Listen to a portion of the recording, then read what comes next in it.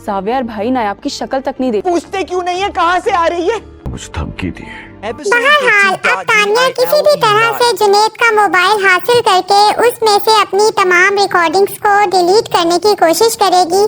अगर तो जुनैद इतना बेवकूफ है कि उसने अपने मोबाइल पे कोई लॉक भी नहीं लगाया।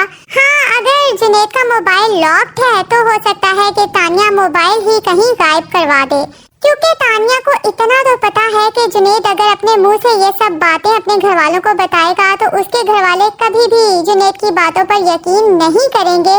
लेकिन अभी भी एक बंदा ऐसा है जो तानिया के सारे राज जावियार को और बाकी सब घर वालों को बता सकता है।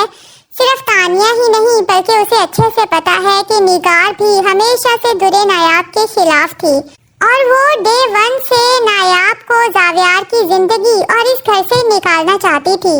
और वो बंदा है जमीला मासी। और जमीला मासी निगार और तानिया के कहने में आके जो कुछ दुरे नायाब के खिलाफ करती रही है, इस सब की खबर रजिया मासी को है।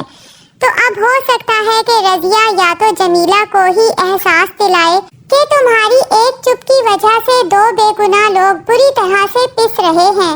अगर एक दफा तुम जुबान खोल दो, जावियार भाई को एतमाद में लेके सब कुछ बता दो, तो जावियार भाई और दुरे नायाब का घर टूटने से बच सकता है। अगर तो जमीला का ज़मीर जाग जाए और वो ज्वेलरी जो तानिया ने दुरे नायाब की कब्बर्ड से उठा के जमीला को दी थी और फिर पहले जो पैसे देती रही थी, इन सब के बारे में जावियार को बता दे, तो जावियार को इतना तो समझ आ जाए कि तानिया जो इस वक्त सिंपैथी कार्ड खेल रही है, दरअसल असली मुजरिम यही है।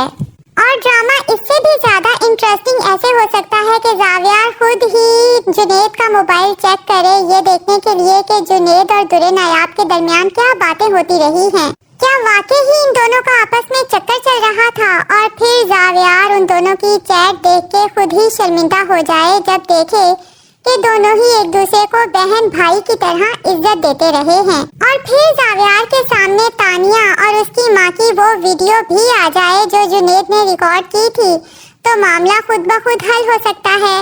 लेकिन जाहिर है कि ये ड्रामा है, तो इतने आराम से तो मामले को हल नहीं करेंगे, कुछ जाल तो बुनेंगे ताकि लोगों का इंटरेस्ट इसमें मजीद बढ़ता रहे। तो तानिया फिलहाल तो जावियार के करीब होने की कोशिश करेगी, उसे ये एहसास दिलाने की कोशिश करेगी कि इस वक्त हम दोनों की तकलीफ बिल्कुल सेम है। तुम भी अकेले रह गए हो क्योंकि तुम्हारी बीवी ने तुम्हारे साथ धोखा किया और मैं भी तन्हा रह गई हूँ क्योंकि मेरे शौहर ने भी मेरे साथ धोखा किया है।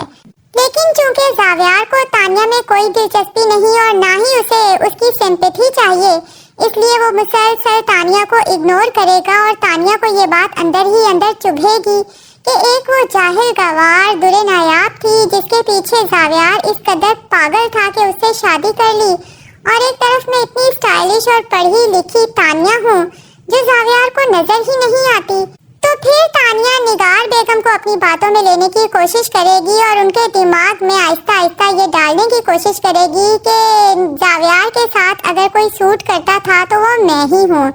जावियार ने एक गलती तो कर ली दुरे नायाब जैसी लड़की को बीवी बनाकर, तो अब चूंकि वो अपनी गलती को सुधारना चाहता है, दुरे नायाब को छोड़ना चाहता है, जबकि दूसरी तरफ आपके ही बेटे ने मेरे साथ धोखा किया है, मेरे साथ निकाह में होते हुए वो अपनी भाभी के साथ चक्कर चलाता रहा है, तो उसकी भरपाई का और जावियार की जिंदगी को दोबारा ट्रैक पे लाने का ये बहुत अच्छा मौका है।